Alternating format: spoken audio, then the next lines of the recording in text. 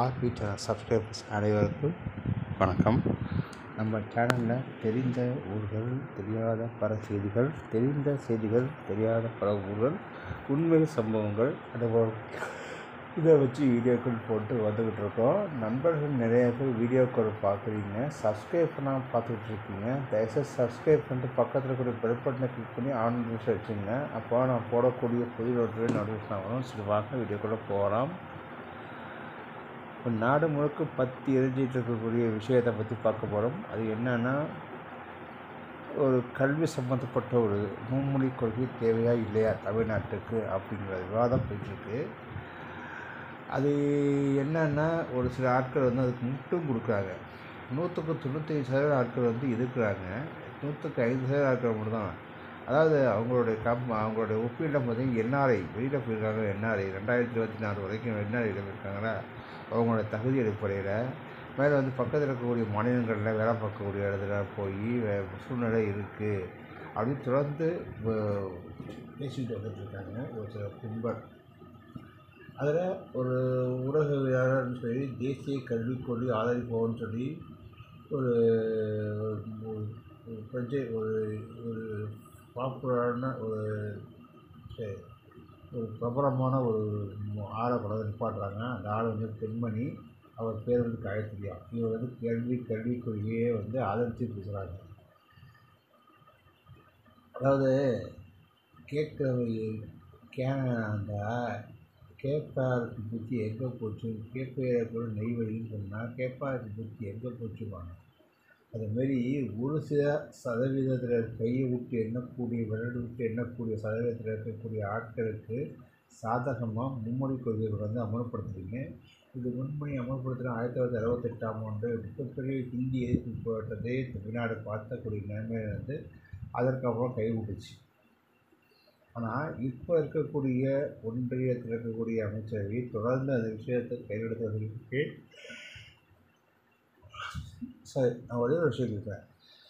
நம்ம தமிழ்நாட்டு மாநிலத்தை இளைஞர்கள்னால் மற்ற மாநிலத்தை வேலை தேடி போயிட்டுருக்காங்க. அங்கே ரொம்ப கஷ்டப்படுறாங்க, சூழ்நிலைக்கு அப்படி இப்படிங்கிறாங்க. அப்புறம் எதுக்குடா தமிழ்நாட்டுக்கு தேடி வரீங்க? முடக்குலேருந்து எல்லா இடத்துலையும் வட இந்திய ஆட்கள் தமிழ்நாட்டு வேலை தேடி வர்றது எதுக்கு? நீங்கள் தான் உங்கள்கிட்ட மும்மொழி கொள்கை எழுத்து நடத்திட்டு இருக்கீங்க. மும்மொழி கொள்கை எழுதிட்டு அங்கேயும் வேலையை பார்த்துட்டு வருதுன்னா எதுக்கு இங்கே எங்களுடைய உறவு பாரம்பரியமாக தமிழர்கள் வாழ்ந்துட்டு இருக்கக்கூடிய அந்த விஷயத்தை கையெழுத்துறீங்க. முதல் விஷயம் ஹோட்டல் நிர்வாகத்துக்கு வர்றாங்க. அதுக்கடுத்து பனியன் ஃபேக்ட்ரிக்கு வர்றாங்க. லாஜிஸ்டிக் சொல்லக்கூடிய ஏற்றுமதி இறக்குமதி செய்யக்கூடிய இடத்துக்கு வர்றாங்க. அதுக்கப்புறம் பன்னாட்டு நிறுவனங்களில் வேலை பார்க்குறாங்க. அதுக்கப்புறமா பார்த்திங்கன்னா தமிழ்நாடு அரசு வேலை வாய்ப்புக்கு இருக்காங்க. 100க்கு 15% ஆட்கள் வேலை பார்க்குறாங்க. ரயில்வே, அதாவது தென்னக ரயில்வே ரயில் தொடர்வண்டி வேலைவாய்ப்பில் வர்றாங்க. அதுக்கடுத்து வங்கியை சார்ந்த பணிகளில் வர்றாங்க. மருத்துவம் சார்ந்த கட்டமைப்பில் வர்றாங்க. இன்சூரன்ஸ் காப்பீடு சம்மந்தப்பட்ட துறையில் வர்றாங்க. அதுக்கடுத்து சாலை பொறியாளராக வர்றாங்க. கட்டட வேலைக்கு பார்க்குற ஆட்கள் வர்றாங்க. கருதளிக்கக்கூடிய ஆட்கள் வர்றாங்க. விவசாயம் பண்ணக்கூடிய ஆட்கள் வர்றாங்க. இப்போ அறுவடை வரைக்கும் வந்திருக்காங்க. அறுவடை மட்டும் இல்லை, 100க்கு 75% ஆட்கள் வேலை பார்க்கக்கூடிய இந்த போக்குவரத்து தொழிலாளர்களில் கால் டாக்ஸி ஓட்டக்கூடிய இடத்துல இருக்காங்க. அதில் 30% ஆட்கள் இந்த நலந்தி ஆட்கள் இருக்காங்க. உங்கள்கிட்ட மும்மொழி கொள்கை இருக்குது, நாட்டை வளப்படுத்திருக்கீங்க, வளங்கள்லாம் இருக்குது, மும்மொழி கொள்கை வச்சு எல்லாருக்கும் வேலைவாய்ப்பு பூர்த்தி போயிட்டீங்கன்னு சொல்லுவீங்க. அப்போ என்னதுக்கு தமிழ்நாட்டை வளப்படுத்துவீங்க அப்படிங்கிற கேள்விக்குறி எதுக்கே இருக்குது. இந்த கொள்கையை ஆதரித்து பேசக்கூடிய ஆட்கள்லாம் பார்த்திங்கன்னா 100க்கு 45% ஆட்கள் பார்த்திங்கன்னா ஒரு கட்சி சார்ந்த ஒரு ஆட்களாச்சும் பேச வச்சுருக்காங்க. என்ன ஏதுன்னு தெரியாமல் அவங்களும் பேசிக்கிட்டு இருக்காங்க. இந்த 1% 2% பார்க்குறாங்களா, அவங்களுக்காண்டி நாங்கள் இருக்கக்கூடிய 95% ஆட்கள் ஹிந்தி படிக்கணும், இல்லை வேறு ஏதாவது மும்மொழி கொள்கையை படிக்கணும் அப்படின்னு சொல்கிறாங்க. சரி, எதுக்கு இவ்வளோ பெரிய போராட்டம்னா, எங்கன்னா இந்திய மும்மொழி கொள்கையை 3வது மொழியை தீர்க்கக்கூடிய மாநிலங்களில் அந்த மாநிலத்துடைய முதல் பொடிகள் அறிந்து போயிருக்கு. அது எல்லாருக்குமே கண்கூட விஷயத்த மராத்தியத்தை அரைச்சிருச்சு, பங்காளியை அரைச்சிட்டு இருக்கு. இப்போ தான் அதை எதிர்த்தாங்க. பஞ்சாப் அதையும் கறி பண்ணிட்டாங்க. பஞ்சாபி மொழி இல்லை. துளு, தோடா, கோட்டா, மார்கோ, இந்த வீடுலாம் காணாமல் போயிடுச்சு. கொங்கணி, வங்காளி, உருது, சமஸ்கிருதம் இறந்த மொழிலாம் பார்த்திங்கன்னா எந்தெந்த மாநிலத்தில் ஆட்சி மொழியில் இருக்கக்கூடிய அந்த மாநிலத்தில் மொழியை 3வது மொழியை சேர்த்துக்கிட்டாங்க. ஹிந்தி ஆங்கி, அதாவது ஹிந்தி என்ற ஒரு வேற்றுமொழி இருக்கக்கூடிய மாநிலத்திற்கு மொழியை பிரதிச்சிருச்சு. அப்படி தான் தமிழ் தொன்மையான மொழி.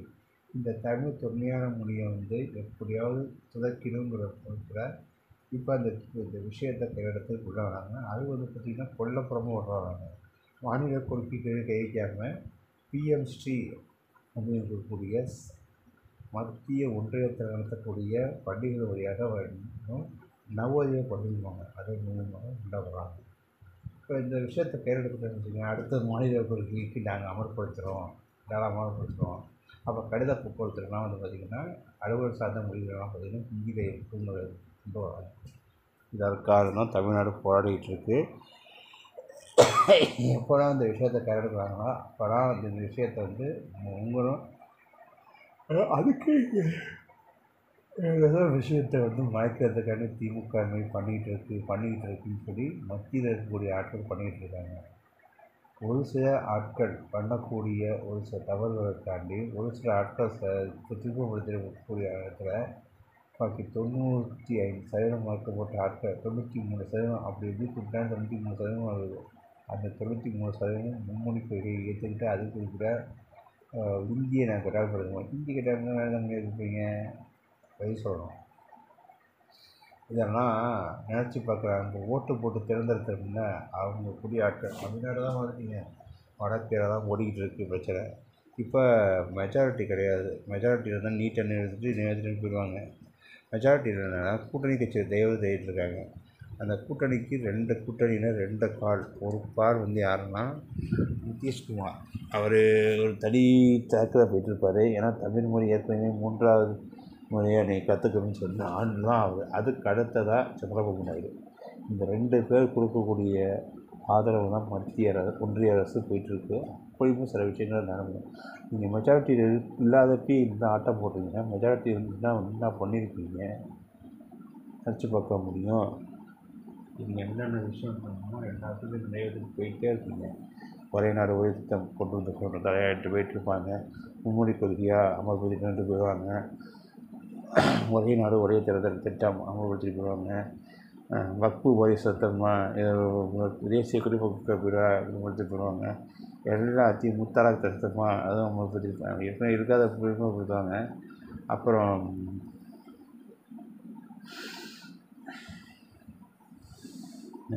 யூனிஃபார்ம் சிவில் கோட் UCC இதை கொண்டு வந்து அமல்படுத்திடுவாங்க. ஸோ இதெல்லாம் பண்ணிவிட்டு இருக்கக்கூடிய அனைத்து வழிபாட்டு தலங்கள்லேயும் பிரச்சனை உண்டாக்கி இங்கே மற்ற மாத்திர இருக்கக்கூடிய ஆட்கள்கிட்ட போய் பிரச்சனை பண்ணி ஏன்னா எந்த கோயில்கள் இருந்துச்சு இவங்க ஆக்கிரமம் பண்ணாங்கன்னு சொல்லி நாடு முழுவதும் பதற்றத்தையே வச்சுருப்பாங்க. அது மெஜாரிட்டி தான் இப்போ தெரிஞ்சிக்கிட்டு இருக்குது. ஸோ கூடிய விரைவில் இந்த விஷயத்தை முடிவு கொண்டு வரணும் நீதிமன்றம். ஏன்னா நீதிமன்றம் படிக்கட்டி கூடிய சீக்கிரம் இந்த விஷயத்துக்கு முற்றுப்புள்ளி வைக்கணும். ஏன்னா மத்திய ஒன்றிய அரசு நினச்சா எந்த விஷயமும் பண்ணலாம். ஏன்னா இப்போ காலாவதியான ஆளுநர்லாம் ஒவ்வொரு மாநிலத்திலும் சில ஆட்கள் பதவிக்காலம் முடிஞ்சிட்டு வந்துட்டுருக்காங்க. அதெல்லாம் மாற்றாமல் ஒரே நாளில் தலைமை தேர்தல் ஆணையெல்லாம் கொண்டாந்து நியமித்தது மிகப்பெரிய சட்டங்கள். அதேமாரி மெஜாரிட்டி இல்லாதப்பே இந்த விஷயத்தை கையெடுக்கிறீங்க. மெஜாரிட்டி இருந்தால் நினச்சி பார்க்க முடியுமானால அதெல்லாம் சேர்த்து ஆட்டுக்கு வாழை அளந்து வச்சுக்க சொல்லிட்டு பண்ணியிருக்கீங்க. இப்படி கூட்டணி கட்சி தயவுல ஓட்டிகிட்டு இருக்கும்போது இந்த ஆட்டம் போடுறீங்க. நீங்கள் மட்டும் உங்களுக்கு தனி மெஜாரிட்டியில் உட்காந்துருந்தீங்கன்னா நாடு நிலைமை என்ன? அங்கே எதிர்கட்சிங்கிற விஷயம் செயல்படாமல் போயிடும். எதிர்கட்சியில் எப்போல்லாம் செயல்படாமல் இருக்கோ அப்போ சர்வாதிகாரம் தடுத்துருக்கும். ஸோ அதுக்கு உதாரணம் தான் இப்போ 3.0 போயிட்டுருக்கு. இந்த அரசை எதிர்கேள்வி கேட்குறாங்க எதிர்கட்சியிலேருந்து. அதுக்கு பதில் சொல்ல முடியாமல் சில விஷயங்கள் தத்தளிச்சிட்டு இருக்காங்க. இதே விஷயம் உங்களுக்கு ஸ்டார் ஷோபா இல்லை தீன் சாப் அப்படின்னு சொல்லிட்டு வந்துட்டு 370 மேலே இழப்புங்க வந்துருந்துச்சுங்க. யாரையுமே கேட்காம ஒன்றிய கம்கமாக ஜனாதிபதி முதல் குடிமகனுடைய உட்புறவில் அமர்வுபடுத்திட்டு போயிட்டே இருப்பாங்க. ஸோ அந்த நிலைமையை நாட்டை காப்பாற்றிருக்காங்க. அது என்னன்னு தெரியுங்க.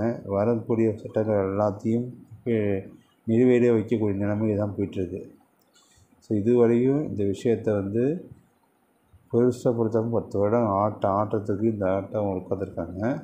ஆனால் இனியும் இந்த அரசாங்கம் தொடர்ந்து ஓரவஞ்சனை பண்ணிக்கிட்டு தான் மக்கள் காட்டாங்கங்கிறது அது தெளிப்பட்டாது. நீங்கள் தமிழ்நாட்டை சுத்தமாக வஞ்சிச்சிருங்க. நிலத்திட்ட கொடுக்க முடியாது, நிதி கொடுக்க முடியாது, வறட்சி பணிகளை கொடுக்க முடியாது, நிலச்சரிவு மழை வெள்ள போகுது நிவாரணம் எதுவும் தர முடியாது. இது 10 கல்வி நிதியும் நிறுத்திட்டு குறிப்பிட்ட எண்ணி தான் கொடுப்போம். அப்படி இருந்துட்டு உங்களுக்கு தமிழ்நாட்டிலேருந்து எம்எல்ஏக்கள் எண்ணிக்கை கணிசமாக வேணுமா, எம்பிக்கள் எண்ணிக்கை கணிசமாக வேணுமா, மொத்தத்தில் தமிழ்நாட்டு நிர்வாகத்துக்கு இற விடுமா? இது எப்படி இருக்குது? நீங்கள் கூத்தாடிக்கு இது ஊர் 2 போட்டால் கூத்தாடி கொண்டாடுற மாரி தமிழ்நாட்டில் எந்த விஷயத்தையும் ஆதரிக்க மாட்டாங்க. கத்திட்டு இருக்கோம், இதுவரையும் பண்ணதை பண்ணிகிட்ருக்கோன்னு சொல்லிட்டாங்க. திருவள்ளுவர் இருக்கும். ஸோ இதுக்கும் மீறி நம்மளுடைய அரசு இதை அமல்படுத்தணுமா அப்படிங்கிற கேள்விக்குறியோடு முடிக்கிறேன்.